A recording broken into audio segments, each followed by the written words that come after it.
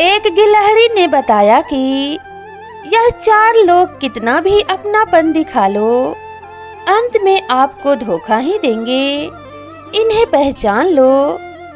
दोस्तों, एक समय की बात है, एक घने जंगल में एक बुद्धिमान गिलहरी रहती थी।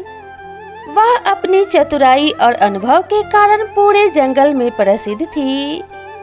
एक दिन एक दुखी मनुष्य जंगल में आया और गिलहरी से मिला। उसने गिलहरी से कहा, तुम बहुत समझदार हो, मुझे कुछ ऐसा ज्ञान बताओ जो मेरे जीवन में काम आ सके और मुझे ज्ञान भी प्राप्त हो।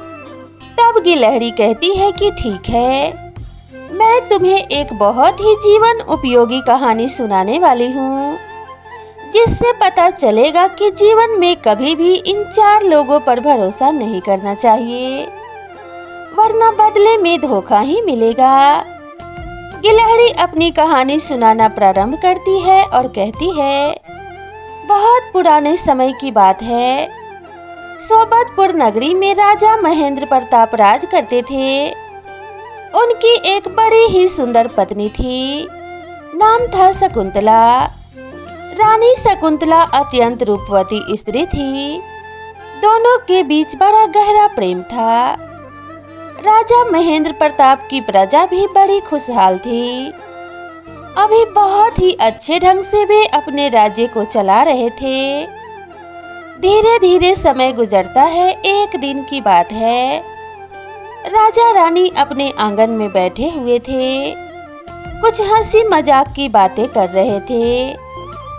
रानी के आंगन में एक पेड़ लगा था। उस पेड़ पर कहीं से एक तोता का जोड़ा आकर बैठ जाता है। अचानक उन पक्षियों पर राजा और रानी की नजर पड़ जाती है। पक्षियों का जोड़ा बड़ा सुंदर था। दोनों पक्षियों को देखकर राजा रानी से पूछते हैं कि हे प्रिय रानी, क्या तुम बता सकती हो ये दोनों पक्षी नर हैं या मादा हैं? राजा के इस प्रकार पूछने पर रानी कहने लगी, महाराज, कैसी बातें करते हो? जोड़ा तो अक्सर नर और मादा का ही होता है। इनमें एक पक्षी नर है और दूसरा मादा है। राजा मुस्कुराते हुए कहते हैं, रानी, यह जरूरी नहीं है कि ये दोनों नर और मादा ही हो। दोनों नर भी हो सकते हैं और दोनों मादा भी हो सकते हैं। हो सकता है यह दोनों पक्षी भाई भाई हो या फिर भाई बहन हो। रानी कहने लगी, नहीं महाराज, यह दोनों नर और मादा ही हैं। मुझे लगता है कि आपको पक्षियों की ठीक से पहचान नहीं है। राजा बोला, नहीं, यह दोनों नर ही हैं। दोस्तों, इस प्रकार से राजा और रानी के बीच में दोनों पक्षियों को लेकर बहस होने लगती है। राजा ने कहा यह दोनों नर हैं और रानी कह रही थी कि दोनों नर और मादा हैं। जब दोनों के बीच इसी बात को लेकर बहस शुरू हो गई तो बहस ही बहस में दोनों के बीच में शर्त लग जाती है। राजा ने कहा, ठीक है, अगर यह दोनों नर निकले तो मैं तुम्हें देश निकाला दे दूंगा, और यदि ये नर नारी हुए तो मैं 14 साल के लिए स्वयं देश निकाला कर लूंगा। मित्रों, दोनों में शर्त लग जाती है। राजा ने तत्काल एक शिकारी को बुलाया और शिकारी से कहा कि तुम इस पेड़ पर बैठे हुए दोनों पक्षियों को अपने जाल में फंसाओ। उधर राजा पक्षियों के विशेषज्ञ को बुलाता है और उससे कहता है कि तुम्हें मुझे यह बताना होगा कि ये दोनों पक्षी नर है या मादा हैं। उसने कहा, ठीक है महाराज। मित्रों, इधर शिकारी अपना जाल डालकर उन दोनों पक्षियों को पकड़ता है।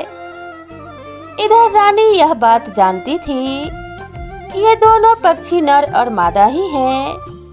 उसने क्या किया, बड़ी चतुराई से उन पक्षियों के विशेषज्ञ को अपने पास बुलाया और उसके हाथ में 100 स्वर्ण की मुद्राएं रखते हुए कहा, भाई, मैं अपने महाराज से बहुत प्रेम करती हूँ और मेरे महाराज के बिना यह राज्य भी नहीं चल सकता। इसलिए मैं चाहती हूँ कि इस शर्त में तुम मेरे राजा को ही जिताना। यदि मुझे वनवास होता है तो महाराज राज्य का संचालन ठीक ठाक करते रहेंगे, और यदि राजा साहब 14 साल को चले जाते हैं तो यह राज्य फिर राजा विहीन हो जाएगा। और कहते हैं कि जिस राज्य में कोई राजा नहीं होता वहां पर अराजकता फैल जाती है।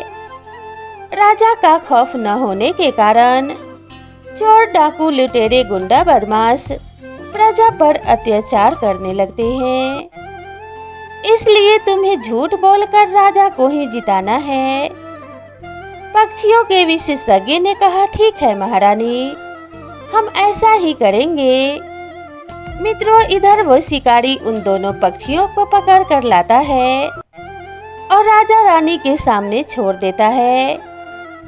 तब राजा ने पक्षियों के जानकार से पूछा, हाँ भाई बताओ, इन दोनों में क्या फर्क है? यह दोनों नर हैं या मादा हैं, या फिर दोनों नर हैं? पक्षियों का विशेषज्ञ तो पहले से ही रानी से घूस ले चुका था, अर्थात दोनों पक्षियों में एक नर था और एक मादा थी। रानी के कहने के अनुसार अब उसे झूठ बोलना था, सो वह कहने लगा, यह दोनों पक्षी नर हैं। मित्रों, राजा को क्या पता था कि पक्षियों का विशेषज्ञ राजा से झूठ बोल रहा है। राजा को जब पता चला कि उसकी बात ठीक निकली तो राजा मन ही मन बहुत प्रसन्न हुआ और एकदम से रानी से कहने लगा, रानी तुम बड़ी घमंडी हो, तुमने मेरी बात नहीं मानी। वचन के अनुसार तुम शर्त हार गई हो। अब मैं तुम्हें देश निकाला दे रहा हूँ। मित्रों, रानी ने अपने लिए उन पक्षियों के जानकार से झूठ बुलवाकर देश निकाला तो ले लिया, लेकिन वो अंदर ही अंदर रोने और सोचने लगी, अब मुझे अपने महाराज से अलग होना पड़ेगा।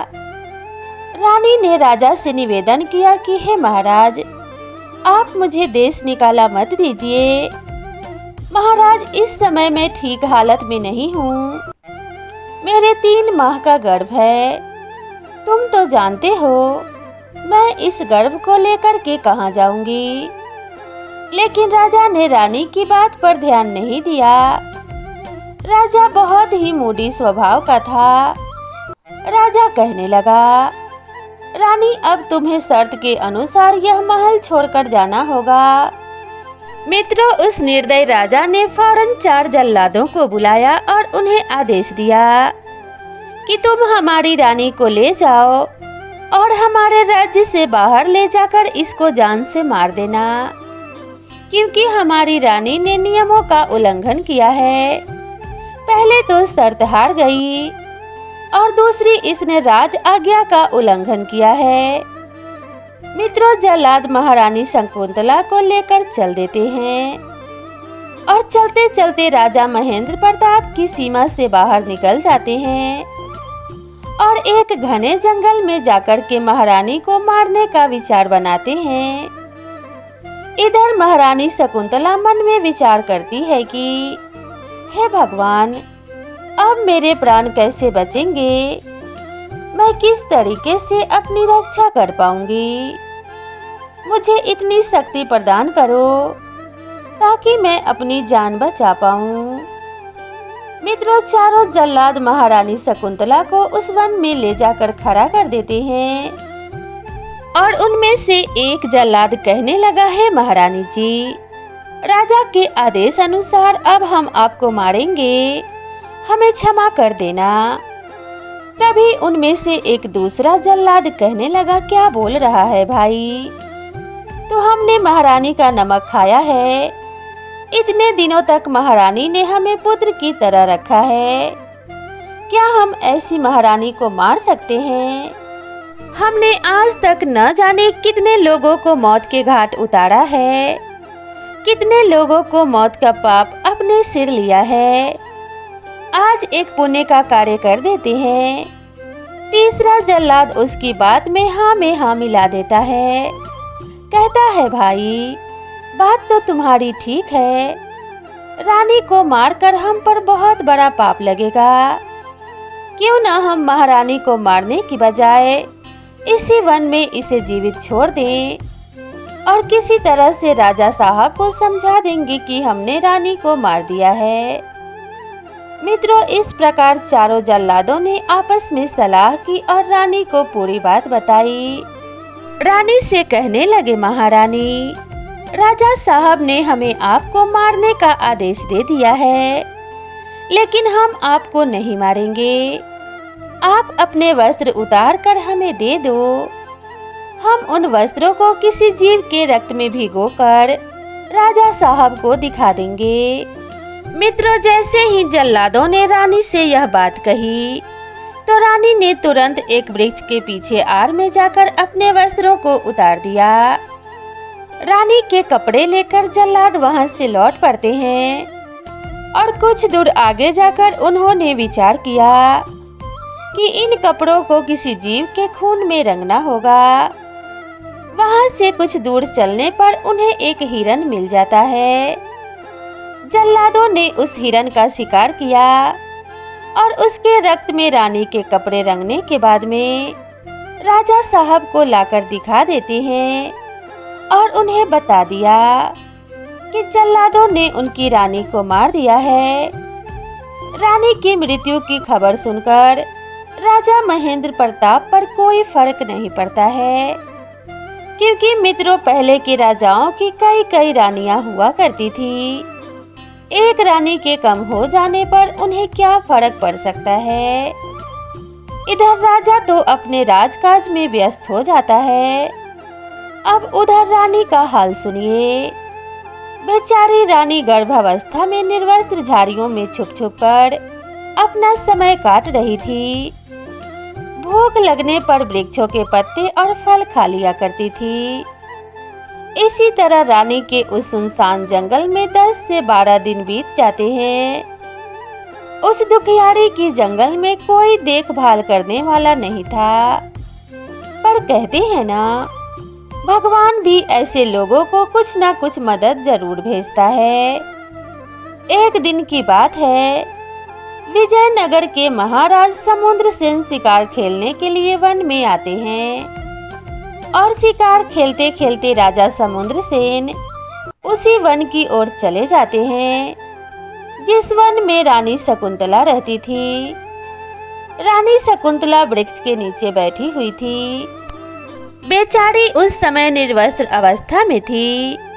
तभी अचानक से उसने घोड़े के चलने की आवाज सुनी तो वह तुरंत घनी झाड़ियों के बीच में जाकर छुप जाती है। उधर राजा समुद्र सेन को उन झाड़ियों के बीच से कुछ आहट सुनाई देती है। तो राजा ने सोचा कि जरूर इन घनी झाड़ियों में कोई मृग या सुकर होगा। महाराज ने अपने सामंतों से कहा कि इस झाड़ी को चारों ओर से घेर लो, इसके अंदर कोई शिकार मालूम पड़ता है। राजा के सैनिकों ने फौरन उन घनी झाड़ियों को चारों दिशाओं से घेर लिया। अपने चारों तरफ तीर तलवार खड़े देखकर और सिपाहियों को देखकर रानी घबरा जाती है। रानी सोचती है कि आज तो ये मुझे शिकार समझकर मार ही डालेंगे। यही सोचकर रानी शकुंतला ने आवाज लगाई कि भाइयों, मैं आपका शिकार नहीं हूँ, मैं एक दुखी लाचार स्त्री हूँ। मुझ दुखिया को मारकर आपको क्या मिलेगा। मित्रों, जब एक स्त्री की आवाज राजा समुद्र सेन ने सुनी तो राजा बड़ा चिंतित होता है और राजा बोले, तुम कौन हो और यहाँ कहाँ से आई हो। तब रानी कहती है, भाई, मेरा इस दुनिया में कोई नहीं है, ना मेरा कोई रिश्तेदार है और ना कोई अपना सगा संबंधी। मैं तो इस वन में रहकर अपना समय काट रही हूँ। मित्रों, राजा समुद्र सेन भी बड़े दयालु थे और बड़े अनुभवी थे। वे कहने लगे, कोई बात नहीं, मैं तुम्हें अपनी धर्म की बहन बनाना चाहता हूँ। तुम इन लताओं से बाहर निकल कर आओ, मैं तुम्हें अपने घर ले चलूंगा। समझो आज से तुम्हारे दुखों का अंत हो गया है।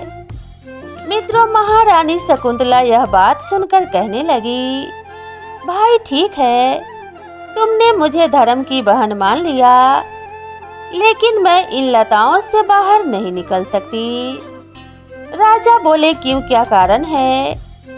जवाब दिया, मैं इस समय निर्वस्त्र अवस्था में हूँ। तब राजा समुद्रसेन ने विचार किया और जिस पटके को वो गले में डाले थे उसे झाड़ियों के बीच में फेंक दिया और कहा, बहन तुम इसे आधा ओढ़ लो और आधा पहन लो, आधा ओढ़कर बाहर आ जाओ। राजा का दुपट्टा जब रानी के पास पहुंचा तो महारानी शकुंतला उस दुपट्टे से अपने शरीर को लपेटकर उन लताओं से बाहर आ जाती है। जैसे ही रानी लताओं से बाहर आती है तो राजा समुद्रसेन उसे देखकर अचंभित रह जाते हैं। वह स्त्री एकदम अद्वितीय सुंदरी थी। उसका चेहरा चंद्रमा के समान चमक रहा था। देखने से मालूम पड़ रहा था कि वह किसी राजा की राजकुमारी या फिर कोई अप्सरा है। राजा कहने लगे, बहन तुम चिंता मत करो, अब मैं तुम्हें अपने घर ले चलूंगा। मैंने तुम्हें अपनी बहन माना है। मंत्रियों संग महाराज ने रानी शकुंतला को अपने रथ में बिठा लिया और सम्मान सहित विजयनगर के लिए लेकर चल देते हैं। राजा समुद्रसेन ने जब रानी शकुंतला को लेकर अपने नगर में प्रवेश किया तो प्रजा के लोगों ने देखा तो उन्हें लगा कि राजा ने अपना दूसरा विवाह कर लिया है। अब तो चारों तरफ राजा की बदनामी होने लगी। सभी लोग कहने लगे कि इस राजा को बुढ़ापे में दूसरा विवाह करने की क्या जरूरत थी। चारों तरफ इस बात का हल्ला मच गया। राजा के यहाँ पहले से ही कई रानियां थी, फिर महाराज दूसरी रानी को लेकर क्यों आए हैं? राजा ने यह अच्छा नहीं किया। मित्रों, जब यह बात राजा के कानों में पड़ी तो महाराज ने विचार किया, यह तो बहुत गलत अफवाह है और यह अफवाह प्रजा में फैल गई है। राजा ने तुरंत दरबार में एक सभा लगाई और कहा कि आप लोग जैसा समझ रहे हैं वैसी कोई बात नहीं है। मैं आखेट के लिए गया था, वहां मुझे यह दुखी और लाचार अबला मिली, जिसका ना तो कोई आश्रय था ना कोई सगा संबंधी। तो हमने उसे अपने धर्म की बहन बना लिया और उसे अपने राजमहलों में ले आए। अब बताओ, क्या मैंने कोई गलत काम किया है? मित्रों, यह सुनकर के राजा की दरबार में राजा की खूब प्रशंसा होती है और प्रजा में भी उनकी खूब बड़ाई होती है। इस प्रकार रानी शकुंतला महाराज समुद्रसेन की बहन बनकर उनके राजमहलों में रहने लगती है। धीरे धीरे समय गुजरता गया। इधर रानी शकुंतला के प्रसव काल का समय निकट आ गया। एक दिन महारानी शकुंतला के गर्भ से एक परम तेजस्वी बालक जन्म लेता है। बालक के जन्म होने पर राजा समुद्रसेन बहुत प्रसन्न होते हैं और कहने लगते हैं, आज मेरे यहाँ भांजे का जन्म हुआ है। इस खुशी में राजा समुद्रसेन ने पूरे नगर को दावत दी। बालक जब 7 दिन का हुआ तो उसका नामकरण कराने के लिए राजा ने एक से एक बड़े विद्वान ज्योतिषियों को अपने आंगन में बुलाया। ब्राह्मणों ने जब अपनी पतरा खोलकर देखा तो बालक का कोई ठीक नाम नहीं निकल कर आ रहा था। कोई कुछ नाम रख रहा था तो कोई कुछ नाम रख रहा था। राजा समुद्रसेन को नाम पसंद नहीं आ रहे थे। अलग अलग नामों को सुनकर राजा समुद्रसेन बड़े क्रोधित होते हैं। राजा समुद्रसेन ने अपने सेनापति को आदेश दिया, इन समस्त ब्राह्मणों को जेल में डाल दो। यह व्यर्थ में ही पोथी और पत्रा लेकर घूमते रहते हैं। इन्हें कुछ नहीं आता, ये कुछ नहीं जानते। राजा के आदेश पर ब्राह्मणों को जेल में डलवा दिया गया। उसके बाद राजा ने यह आदेश दिया कि जो कोई मेरे भांजे का सही नाम रखेगा, मैं उसे मुंह मांगा इनाम दूंगा।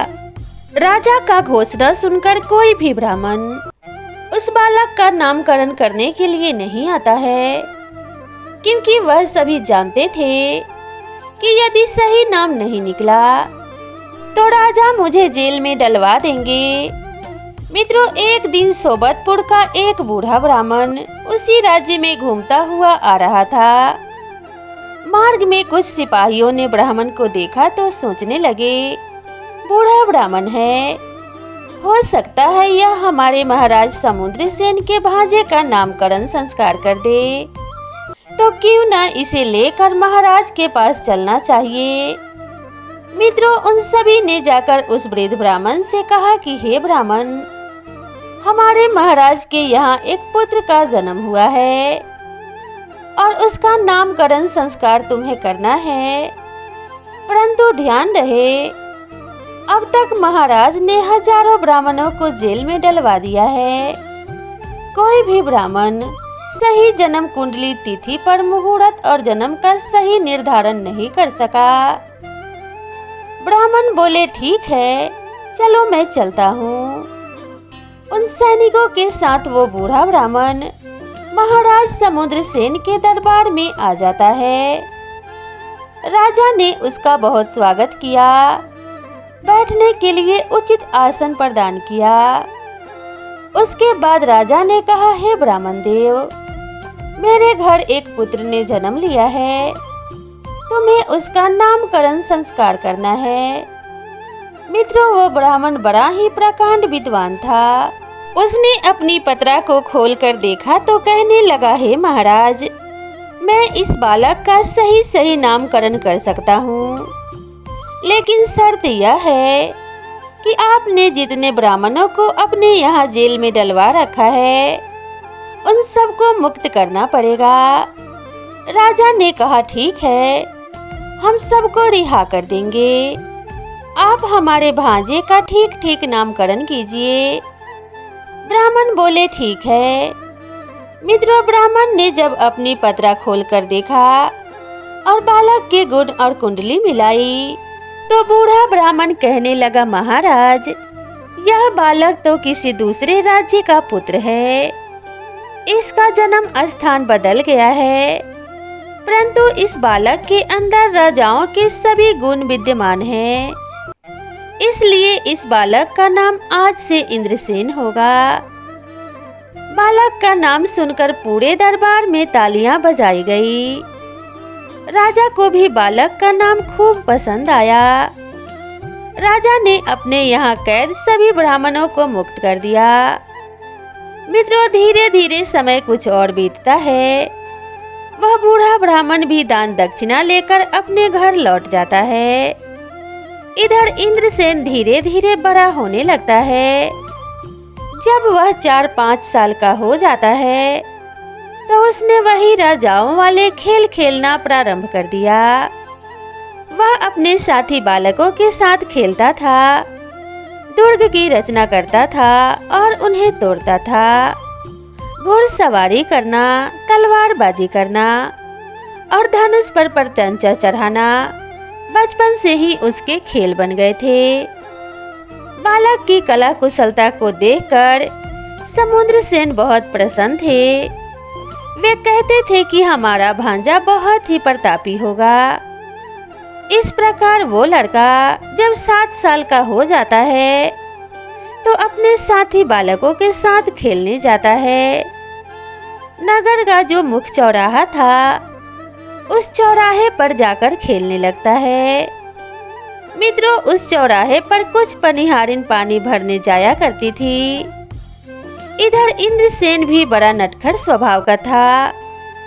वह अक्सर खेल ही खेल में उन पनिहारियों के मटके बार बार मारकर छेद कर देता था, जिसके कारण उनके मटके से सारा पानी घर तक पहुँचते पहुँचते गिर जाता था।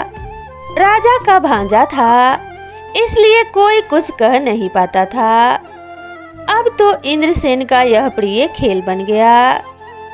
जो भी कोई कुआं पर पानी भरने के लिए आता था वह मारकर उन सबके मटके में छेद कर देता था। अब तो पूरे नगर में हाहाकार मच गया, क्योंकि किसी के घर एक बूंद पानी नहीं पहुंचता।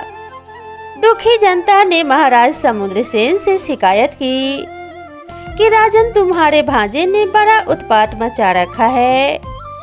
उसके कारण हम में से किसी के घर एक बूंद भी पानी नहीं पहुंच पाता है। आपका भांजा तीर मारकर सबके मटके में छेद कर देता है।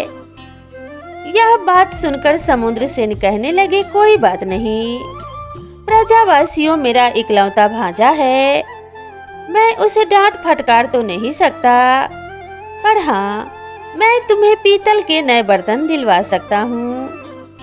जाओ, राजा ने आदेश कर दिया कि एक एक पीतल का मटका सबके घर पहुंचा दिया जाए और कहा कि इन पीतल के मटके में पानी भरकर ले जाया करो। हमारा भांजा इनमें तीर मारेगा तो पीतल के मटकों में छेद नहीं होगा। अब तो नगरवासी राजा के यहाँ से एक एक पीतल का मटका ले आए और कुएं से पानी भरकर ले जाने लगे। इधर इंद्रसेन ने क्या किया, वह एक लोहार के पास जाता है और लोहार से कहता है कि मुझे ऐसे तीर बनाकर दो जो पीतल के बर्तनों में भी छेद कर दे। यह बात सुनकर लोहार बोला, ठीक है बेटे, मैं तुम्हें ऐसे ही तीर बनाकर दूंगा। इसके बदले में मैं तुमसे 500 स्वर्ण मुद्राएं लूंगा। अब तो इंद्रसेन 500 स्वर्ण मुद्राएं लेकर लोहार से उन तीरों को बनवा कर ले आता है और अगले दिन उसी चौराहे पर जाकर खेलने लगता है। उसका तो यही काम था, पनिहारियों के मटके को फोड़ना। इंद्रसेन ने अपना धनुष बाण उठाया और उन पनिहारी के मटकों को मारने लगा। वह तीर बहुत ही कठोर धातु से बने हुए थे। तीर उन पीतल के बर्तनों को भेदता हुआ पार निकल जाता है। अब तो उन मटकों में एक की जगह 2 छेद हो जाते हैं। इस प्रकार मटके का सारा पानी रास्ते में ही निकल जाता है। प्रजा के लोगों ने राजा समुद्रसेन से फिर इस बात की शिकायत की। महाराज, पहले तो मटके में एक छेद होता था, थोड़ा पानी तो घर तक पहुंच ही जाता था, लेकिन अब तो मटके में 2 छेद हो जाते हैं, सारा पानी रास्ते में ही निकल जाता है। हम आपके भांजे से बहुत तंग आ चुके हैं। राजा ने कहा, देखो, हम अपने भांजे से तो कुछ नहीं कर सकते, पर हम वहाँ उस कुएं के पास में एक ठठेरा बैठा देते हैं। वो तुम्हारे फटे हुए मटकों को ठीक करता रहेगा। प्रिय बंधुओं, ठठेरा अब तो प्रतिदिन 500 बर्तनों में रोजाना झाल लगाता था और इंद्रसेन उसे रोज फोड़ देता था। अब धीरे धीरे इसी तरीके से उसका उत्पात बढ़ता गया। एक दिन की बात है, मित्रों, इंद्रसेन उसी चौराहे पर नहीं जाता है। उस दिन वह अपने मित्रों को साथ लेकर जंगल में खेलने के लिए जाता है। जंगल में पहुंचकर उसने एक रेतीले स्थान पर बालकों के साथ दुर्ग की रचना की। उसके बाहर ही 2 प्रहरी बैठा दिए और दुर्ग पर आक्रमण करने के लिए अपने कुछ साथी बालकों को कहा और स्वयं उसका रक्षक बनकर खड़ा हो गया। इंद्रसेन इसी तरह से खेल रहा था कि उसी समय एक लाखा बंजारा वहां से गुजरता है। लाखा बंजारे के पास लाखों की संख्या में ऊंटे और गाय थी। बंजारे का काम था राजाओं के माल को एक राज्य से दूसरे राज्य पहुंचाना। बंजारा अपने लाव लश्कर के साथ 100-200 आदमियों के साथ चला आ रहा था। लाखों ऊंट उसके साथ थे।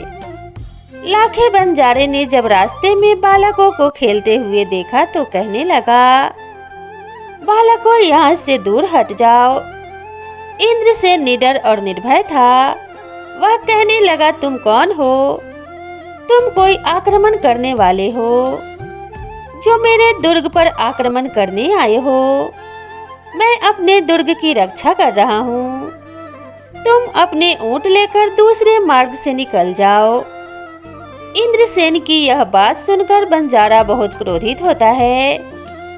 बंजारा भी कुछ अहमियत रखता था। राजाओं के पास उठना बैठना था।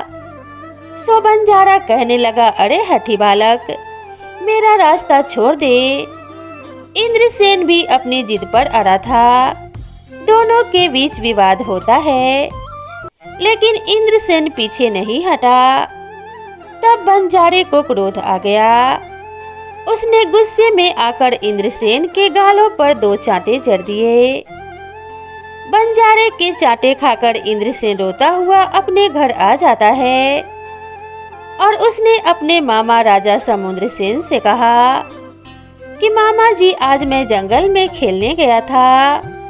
वहाँ एक बंजारा आया जो अपने आप को लाखा बंजारा कह रहा था। उसने मेरे किले को तोड़ दिया और मुझे भी मारा है। इंद्रसेन की ये बात सुनकर राजा समुद्रसेन गुस्से में बोले, पुत्र, तुम चिंता मत करो। जिसने तुम्हें मारा है, मैं उसे अभी सबक सिखाकर आता हूँ। इस प्रकार मित्रों, अपने कुछ सैनिकों को लेकर राजा समुद्रसेन चल देते हैं। उधर लाखा बंजारा अपने साथियों के साथ चला आ रहा था। राजा ने जाते ही बंजारे के कई आदमियों को मार डाला। इधर लाखा बंजारे को खबर मिली कि महाराज समुद्रसेन ने हम पर आक्रमण कर दिया है, तो वह बंजारा घबरा जाता है। उसने देखा कि महाराज ने आक्रमण किया है। महाराज कोई लुटेरे थोड़े ही हैं। क्या वजह है जो राजा हमसे नाराज हैं? तो लाखा बंजारा अपने हाथ बांधकर दांतों में धूप का तिनका दबाकर राजा के सामने आकर के उपस्थित हो जाता है। कहने लगा, महाराज, हम ठहरे बंजारे और आप एक महाराज हैं। क्या कारण है कि आपने इतने साथियों को मार डाला? राजा बोले, हे लाखा बंजारे, मैं तुझे छोड़ूंगा नहीं। बंजारा बोला, महाराज, मेरा कसूर क्या है? तो राजा ने कहा, बंजारे, मैंने अपने भांजे को बड़े लाड़ प्यार से पाला है और तूने उसे मारा पीटा है। मित्रों, अब तो बंजारा महाराज के चरणों में गिर जाता है। महाराज, मुझसे गलती हो गई, मुझे क्षमा कर दो। मैं नहीं जानता था कि वह हठी बालक आपका भांजा है। इस प्रकार बंजारे ने 1 लाख स्वर्ण मुद्राएं राजा को देकर अपनी गलती की क्षमा मांगी और राजा समुद्रसेन भी बंजारे से 1 लाख स्वर्ण मुद्राएं लेकर प्रसन्न हो जाते हैं और उसे अपने दरबार में बुलाकर लाते हैं। अपने भांजे इंद्रसेन से बंजारे का परिचय कराते हैं। तो इस प्रकार लाखा बंजारा राजा समुद्रसेन के यहाँ अतिथि बनकर ठहर गया। राजा उसे अपने नगर में घुमाते हैं। बंजारा राजा समुद्रसेन का मित्र बन जाता है। राजा के महलों में रहते हुए बंजारे को कई दिन बीत जाते हैं। घूमते फिरते उसकी नजर एक दिन इंद्रसेन की माता रानी शकुंतला पर पड़ जाती है। रानी शकुंतला देखने में बहुत सुंदर थी। उसे देखकर बंजारे की नीयत खराब हो जाती है। वह कहने लगा, ओहो, यह तो बहुत ही सुंदर स्त्री है। यह तो हमारी पत्नी बनने के योग्य है। बंजारे ने राजा से पूछा कि यह स्त्री कौन है। राजा समुद्रसेन ने बताया कि ये हमारी बहन है और जिस बालक को तुमने मारा था वो बालक हमारी इसी बहन का पुत्र है। बंजारा बोला, तब तो हमें तुम्हारी बहन से मिलकर उनसे ही माफी मांगनी चाहिए। मित्रों, इसी बहाने से लाखा बंजारा रानी शकुंतला के पास जाता है और उनसे अपनी गलती की क्षमा मांगता है। रानी पर उसकी नीयत खराब तो हो ही चुकी थी। उसने क्या किया कि एक नौलखा हार रानी शकुंतला को भेंट किया और कहा कि तुम जैसे राजा समुद्रसेन की बहन हो, उसी तरह से तुम मेरी भी बहन हो। और यह हार मैं तुम्हें उपहार में देता हूँ। मित्रों, हार को पाकर रानी बड़ी प्रसन्न हो जाती है। उसे भी लगता है कि जब यह मुझे बहन मान रहा है तो मुझे भी उसका सत्कार करना चाहिए। इसलिए रानी शकुंतला ने अपने महल में उसे भोजन कराया। लाखा बंजारे को रहते रहते राजा समुद्र सेन के यहाँ काफी समय बीत जाता है। तो एक दिन लाखा बंजारा राजा से कहता है कि हे राजन, तुम्हारी बहन को मैं अपनी बहन मानता हूँ। हे राजन, यह बहन काफी समय से आपके पास रह रही है। यदि आपकी अनुमति हो तो मैं इस बहन को और मेरे भांजे को, दोनों को मैं कुछ समय के लिए अपना नगर दिखाना चाहता हूँ। दोनों लोग मेरे यहाँ भी घूम कर देख लेंगे और ज्यादा दिनों की बात नहीं है। थोड़े दिन बाद मैं इन्हें यहाँ छोड़ जाऊंगा। राजा समुद्र सेन ने कहा, देखिए, इस बारे में मैं तो कुछ नहीं कह सकता। यदि मेरी बहन आपके साथ जाने को तैयार हो तो मैं रोक भी नहीं सकता, क्योंकि अब तुम इसके भाई हो। बंजारे ने जब शकुंतला से अपने यहाँ चलने को कहा तो शकुंतला भी मान जाती है।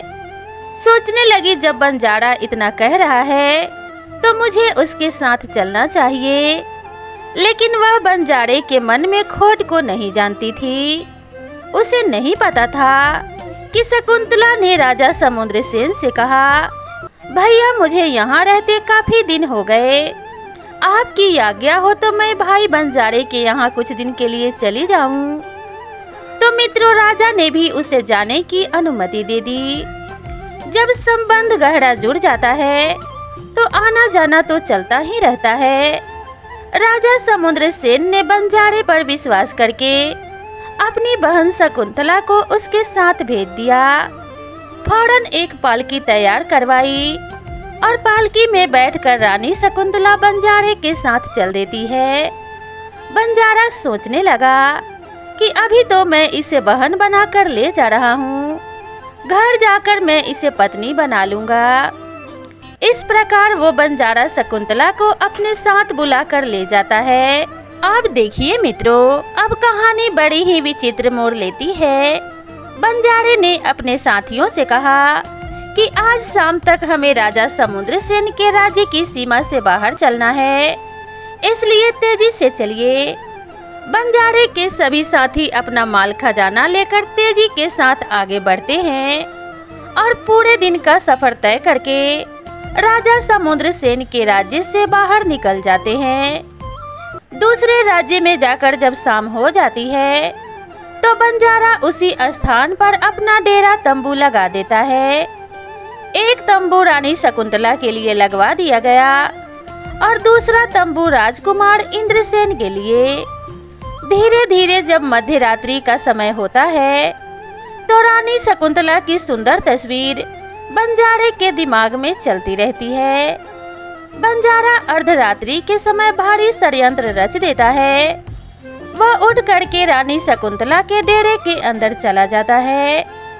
रानी के सुंदर यौवन को देखकर बंजारे की नीयत खराब हो जाती है। बंजारे ने जब रानी शकुंतला के तंबू में प्रवेश किया तो पैरों की आहट से महारानी शकुंतला जाग जाती है।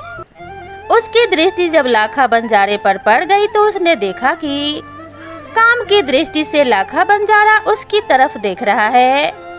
रानी एकदम घबरा जाती है और पूछने लगती है, भैया तुम यहाँ पर कैसे?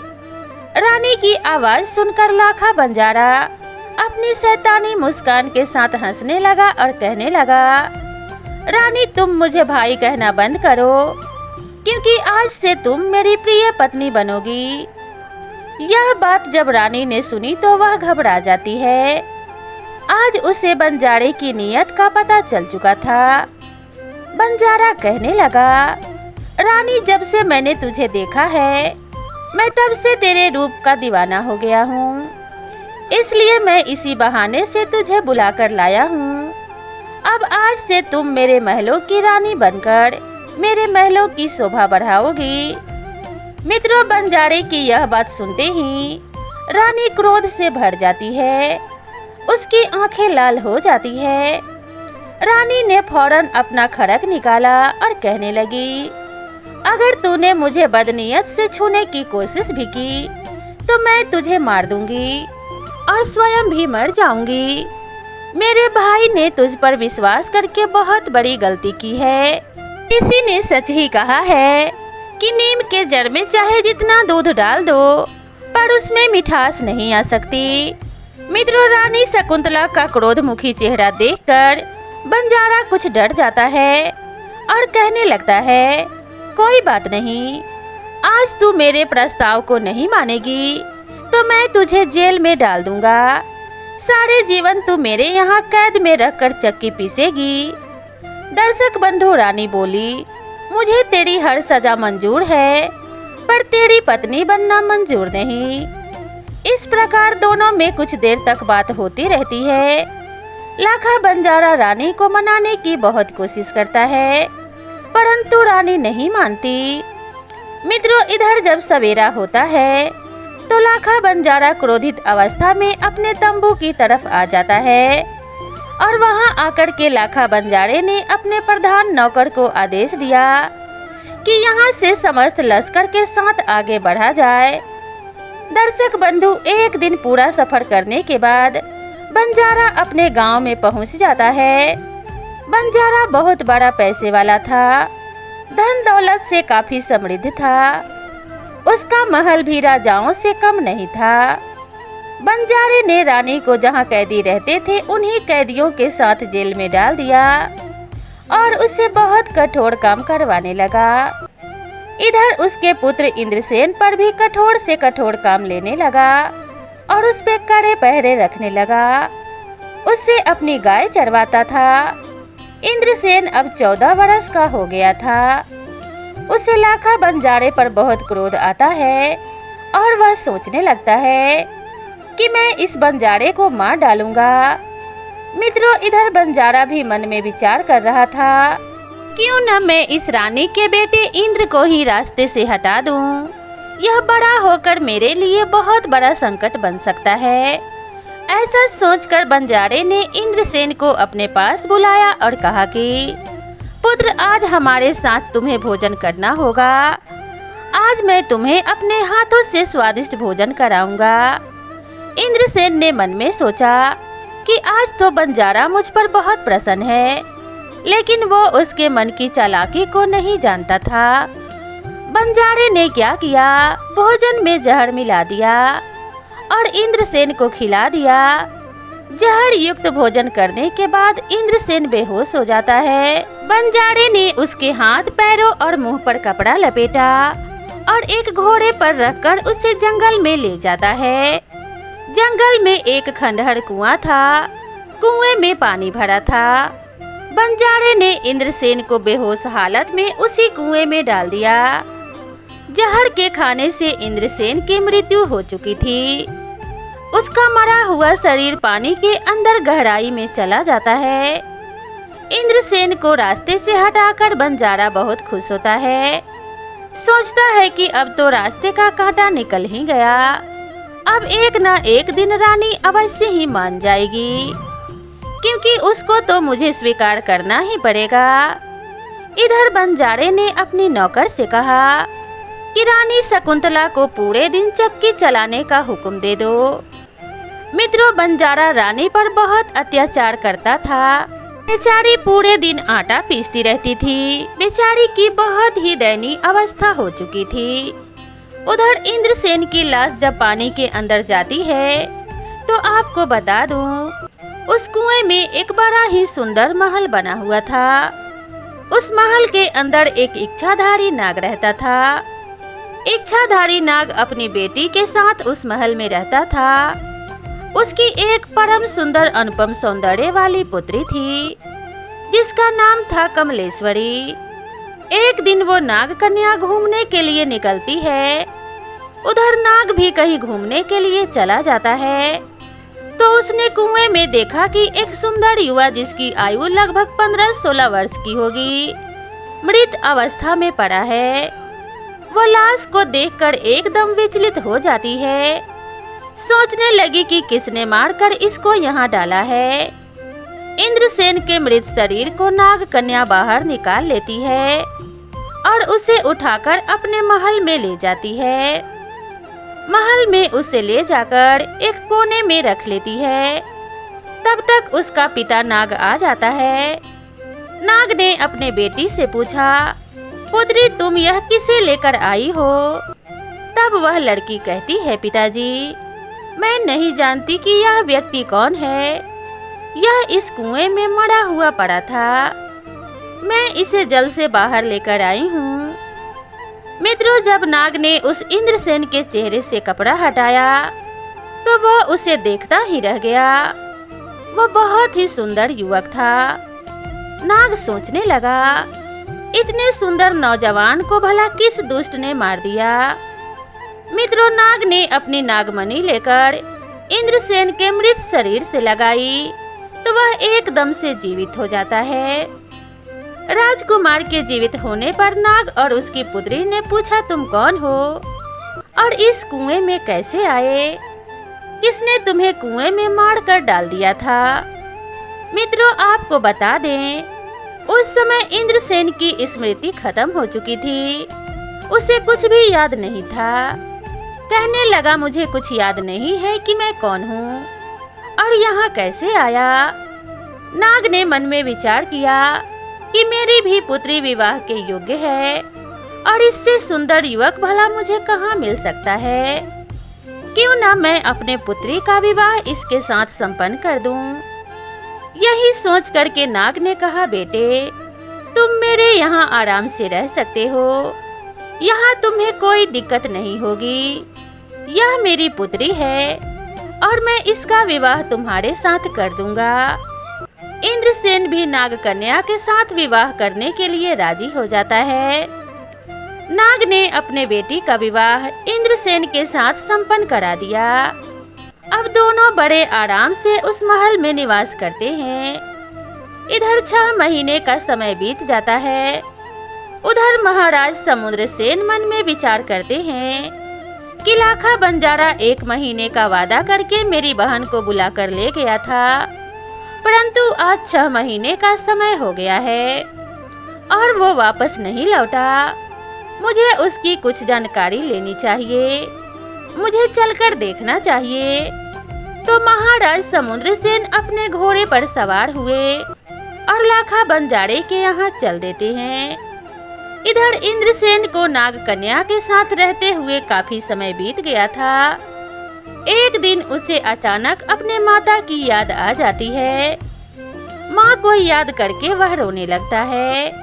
यह देख करके नाग पूछने लगता है कि बेटे तुम्हारे रोने का कारण क्या है? तुम क्यों रो रहे हो? मुझे ठीक ठीक बताओ। तब इंद्रसेन नाग को अपनी सारी कहानी सुनाता है कि मेरी माता को बंजारे ने जेल में कैद कर रखा है और उसने मुझे भी मार के इस बावड़ी में डाल दिया था। नाग ने सुना तो वह कहने लगा, पुत्र तुम चिंता मत करो, चलो मैं तुम्हारे साथ चल रहा हूँ। तुम मेरे कंधे पर बैठ जाओ और मैं तुम्हारी माँ से मिलाने ले चलता हूँ। इंद्रसेन नाग के कंधे पर बैठ जाता है। वह नाग तो इच्छाधारी था। वह अपने शरीर को बढ़ाकर विशाल कर लेता है और इंद्रसेन को लेकर आकाश मार्ग से उड़ता हुआ जा रहा था। उधर उसके मामा समुद्रसेन भी रास्ते में मिल जाते हैं। जिस रास्ते से समुद्रसेन आ रहे थे उसी रास्ते से नाग भी जा रहा था। समुद्रसेन ने देखा कि उनका भांजा किसी विशाल मानुष की पीठ पर बैठा हुआ है। राजा समुद्रसेन एकदम चौंक जाते हैं। वे सोचने लगे, यह तो कोई राक्षस है जो मेरे भांजे को लिए जा रहा है। मुझे इसका वध करना चाहिए। ऐसा सोचकर वे अपना धनुष निकालते हैं और धनुष पर बाण चढ़ाकर उस नाग के ऊपर छोड़ देते हैं। बाण जब उस नाग को लगा तो नाग बिलबिलाकर एकदम से नीचे गिर पड़ता है। नाग ने इंद्र से कहा, तुम मेरे कंधे से नीचे उतरो, मैं इस घोड़े वाले मनुष्य का अंत किए देता हूँ। इसने मुझ पर धोखे से प्रहार किया है। इंद्रसेन जब देखता है तो उसने क्या देखा? कि सामने धनुष पर बाण चढ़ाए उसके मामा ही खड़े थे। वह अपने मामा को पहचान लेता है और एकदम से कहने लगा, मामा जी ठहर जाओ, तीर मत छोड़ना। अगर मैं आज जीवित हूँ तो इन्हीं नागराज की वजह से। इन्होंने मुझ पर बहुत बड़ा उपकार किया है। मुझे उस दुष्ट लाखा बंजारे ने मारकर पानी के बावड़ी में डाल दिया था। मेरी माँ को उसने अपने यहाँ कैद करके रखा है। मित्रों, इंद्रसेन के मुख से यह बात सुनकर समुद्रसेन का क्रोध भड़क जाता है। समुद्रसेन ने तुरंत नागदेव से माफी मांगी और कहने लगे, मुझे क्षमा करना। मैं तो यह समझ रहा था कि तुम कोई राक्षस हो और मेरे भांजे का अपहरण करके लिए जा रहे हो, इसलिए तुम पर बाण चला दिया। मैं तुमसे क्षमा चाहता हूँ। यह बात सुनकर के नागराज बड़ा प्रसन्न हुआ और कहने लगा कि नहीं महाराज, ऐसी कोई बात नहीं है। मैं तो तुम्हारे भांजे और अपने मेहमान को लेकर उस दुष्ट बंजारे को सबक सिखाने जा रहा था। मैं उसको जिंदा नहीं छोड़ूंगा। इस प्रकार तीनों आपस में विचार विमर्श करने के बाद बंजारे से बदला लेने के लिए चल देते हैं। उधर मित्रों, राजा महेंद्र प्रताप ने सोचा, जो रानी शकुंतला के पति थे, कि मैं अपने रानी को देश निकाला दे दिया है। उसके बाद मेरी अन्य किसी रानी से कोई संतान पैदा नहीं हुई। मेरा तो अब वंश ही खत्म हो जाएगा। उसी दिन राजा महेंद्र प्रताप उसी लाखा बंजारे के पास आते हैं, क्योंकि लाखा बंजारे का सभी राजाओं के पास उठना बैठना था। उसका स्वयं का भी राजाओं जैसा किला था। ठीक उसी ठाट बाट के साथ उसने भी अपनी एक छोटी सी रियासत बना रखी थी। राजा महेंद्र प्रताप इधर जब लाखा बंजारे के यहाँ आते हैं तो उनका खूब सत्कार करता है। लाखा बंजारा यह नहीं जानता था कि जिस रानी को मैंने अपने यहाँ कैद कर लिया है वह रानी इन्हीं राजा की पत्नी है। राजा महेंद्र प्रताप भी नहीं जानते थे कि जिस रानी को मैंने मरवा दिया है वह अभी भी जीवित है और इसी बंजारे की कैद में है। इधर राजा महेंद्र प्रताप बंजारे की सभा में बैठे हुए थे।